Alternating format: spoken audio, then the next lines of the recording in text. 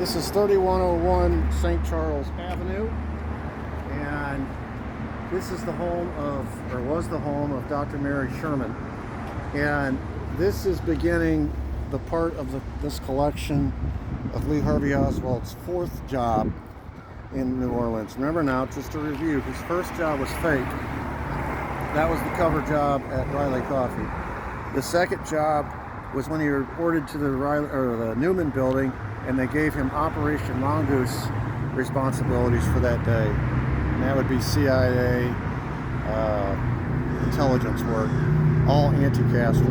His third job was on the days that he wasn't doing Operation Mongoose work. He was doing pro-Castro leafleting around town, being sheep-dipped as a pro-Castro sympathizer. We've looked at all those. This is his fourth job. This is the one that nobody knows about. This is the secret, top secret, covert operation that the CIA was involved in New Orleans in the summer of '63. And it's all in an effort, sort of in keeping with Operation Mongoose, to assassinate Fidel Castro. But it's sort of a separate program because it's an assassination program. Operation Mongoose was more about rat-fucking the Cuban government and getting the Cuban people to overthrow Castro for them. This is an outright assassination program. It involves doctors. And just to give you the straight skinny real quick, it starts with the polio vaccine back in the 50s, which the public was not aware, but that polio vaccine, the second one, the Sabin vaccine, the droplets, the sugar cubes that you put on your tongue, was discovered had SV40 in it. SV40 is cancer. And it had a 30-year incubation period, which means we'll cure polio right now, but in 30 years we're going to have a cancer outbreak. And the government was okay with that. In the meantime, they had their doctors working on a cure for cancer so that when the 30-year incubation period was up, we'd be ready. But one of those doctors was Alton Ochsner. You can't go anywhere in New Orleans without seeing the name Alton Ochsner. I'm going to show you his big hospital here in a little bit. But Alton Ochsner was a prominent cancer researcher in the 60s, and the CIA hired him, or made him one of their assets, to work on a covert program on the side that would not only deal with this polio vaccine that has SV40 in it, but to exploit it for bioweapon purposes. So simultaneously, while he is publicly working on a cure for cancer, he is working on a program for the CIA to create a bioweapon using SV40 as a cancer drug that you could put in people's food, or you could shoot them with a dart and kill them with cancer, and it would look like they died of natural causes. Of course, the challenge was to speed it up, to weaponize this cancer virus. You don't want it to work over 30 years. If you want to kill Castro with it, you want him to die in a matter of days. So that's the sort of the skeletal nature of the program. Of course, he's got to recruit people that know what they're doing. So one of the people he recruited into this program was Dr. Mary Sherman. She was out of Chicago. She was one of the few women in the world at that time that was in the field of cancer research. It's mostly a male-dominated field, and she was really good.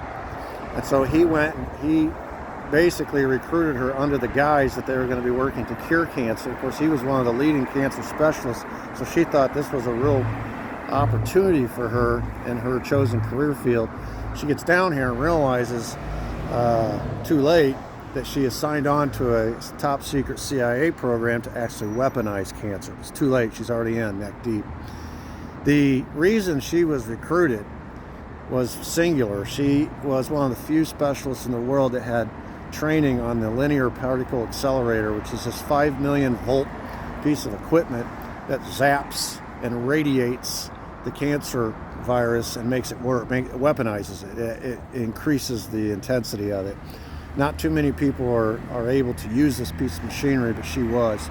And of course, to weaponize SV40, they were going to be zapping this SV40 virus over and over and over again with this linear particle accelerator, and they needed somebody qualified to run it. Here's your person, Dr. Mary Sherman. So she comes down from Chicago and gets immersed in this summer-long program to weaponize cancer. And her job in this whole scheme was to just take the cancer soup, which I'll explain all that in a future video, take the cancer soup that is coming from other labs And at her lab, and I'll show you her lab, she was going to use the linear particle accelerator to zap it or to roast the cancer cells and weaponize them. The objective is to reduce the 30 years down to days. They really want to be able to kill whatever they're trying to kill within 28 days. That's the target. They start with mice, and they work up to monkeys. There's several monkeys, the marmosets, the African greens, the rhesus, until they get to the humans. The human test is the final test. After which, if they can kill a human in 28 days, the program has succeeded. And that's exactly what they did. And I'll talk about the players, who's involved in this. But this is Dr. Mary Sherman. This is where she lived. And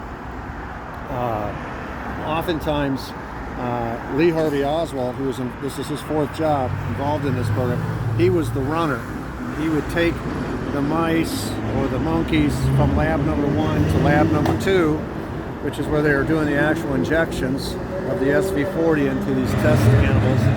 And then once they had cut off those tumors that had grown on the animals and macerated them, created like a soup, they called it a cancer soup, he would run the cancer soup to Dr. Mary Sherman here at this location, and then she would take it, or he would take it right to her lab. He'd either bring it here or take it right to her lab. And so Oswald made many trips back and forth into this complex here. It was sort of like a condominium complex where she lived, and also to the infectious disease lab where her lab was. Once they had succeeded in their endeavors, all of the people involved became expendable, including Dr. Mary Sherman. On July 21st, 1964, it was less than a year after JFK was killed, and less than a year after they had concocted this bioweapon, Dr. Mary Sherman's body was discovered in her home here, badly burned. And on the right side of her body was completely open. She had a cavity that you could see her ribs, see her internal organs. It was on her right side. Her right arm was completely blown off. There was no evidence of a shoulder bone, an arm, nothing. It was just gone. And all of the blood vessels, instead of bleeding out, they were cauterized. And the way she was discovered was her apartment was on fire. And the police decided, well, this must have been the result of a burglary gone bad, and the burglars killed her and tried to burn the evidence. But what was interesting about the fire was it obviously wasn't very hot because the curtains were still intact. Most of the clothing and the bed, the mattress was intact. The carpet wasn't burned. It was just a localized fire around the body itself. But if you know anything about fire, it's not hot enough to burn human flesh, and certainly not human bone. I take that back. It can burn human flesh, but not human bone. Even when you cremate a body, they grind up the bones. They don't burn the bones.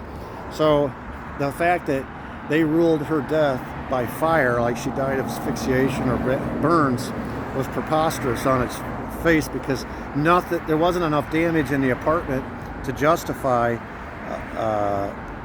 a fire that would kill a human being. She could have easily escaped, and then the damage to the body was such that a fire could not have destroyed her bones that way, and it certainly would not have cauterized the blood vessels. The only kind of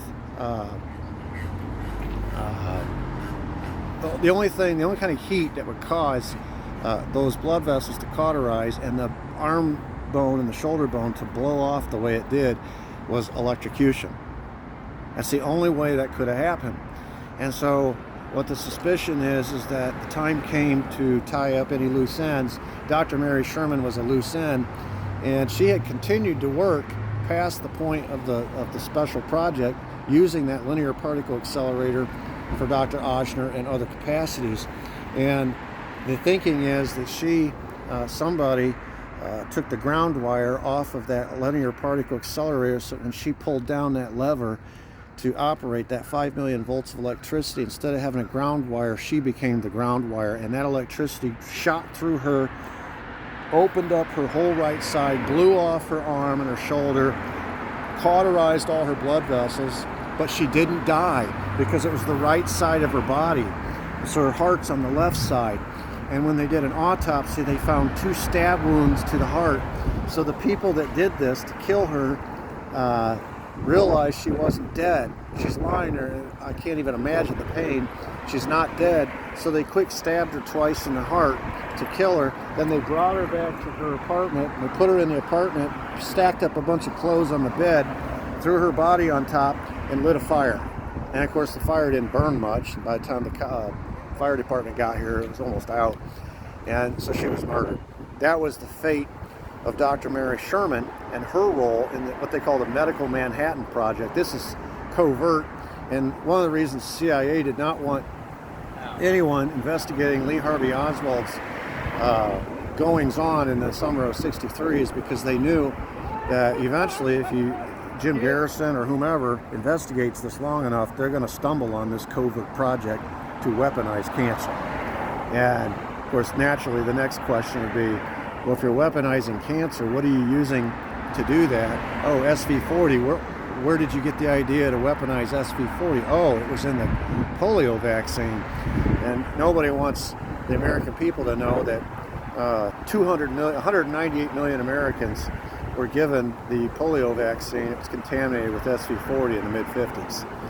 That's how that all started. But anyway, Dr. Mary Sherman, the participants in this program were as follows. You had Clay Shaw, again, who's the financier. He's financing a lot of this. He is later acting as driver when they go to do the human test. He drives his big black Cadillac. David Ferry, who helps with the injections. Judith Very, the woman that he worked with down at the coffee company. This was the reason she was brought here. She was recruited into this project primarily because she was a no-name. She was like a high school kid, barely out of high school, but she had this extraordinary ability with testing when it came to cancer. She'd been researching cancer for 3 or 4 years, had won all sorts of awards in the state of Florida for all her research. She had no credentials. She hadn't gone to school yet, college. She had no degrees or articles that she had published. She was completely invisible. She had the expertise that they needed, but she was invisible. And of course, she would be easy to get rid of. She would be expendable, but easy to get rid of afterwards. So you had Judith Very involved, and of course, Lee Harvey Oswald was the runner. So those are the roles. Clay Shaw helped finance. David Ferry helped with injections.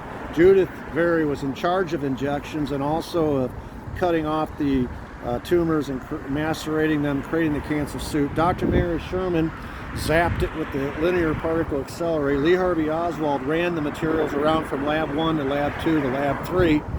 And then you had Dr. Oshner, who was in charge of the whole thing. So simultaneously here in New Orleans in 1963, you had the CIA through their man Clay Shaw running an operation out of the Newman building to assassinate JFK. All right. At the same time, Clay Shaw, their man in New Orleans, again, is financing this covert project, Medical Manhattan, to create a bioweapon that they could use to assassinate anybody and make it look like they died of natural causes. We're fixing to go to our next location, which is going to be the 2 labs where they stored all the animals. Like they called it the Mouse House. These are houses that David Ferry owned. The Mouse House was where they stored the mice, later the monkeys, and then across the street, another house that he owned was where they did the injections. That's our 2 next locations. They're both on the same Louisiana Avenue here in New Orleans, not too far from here. And then eventually I'll take you to the lab where Dr. Mary Sherman did her covert work.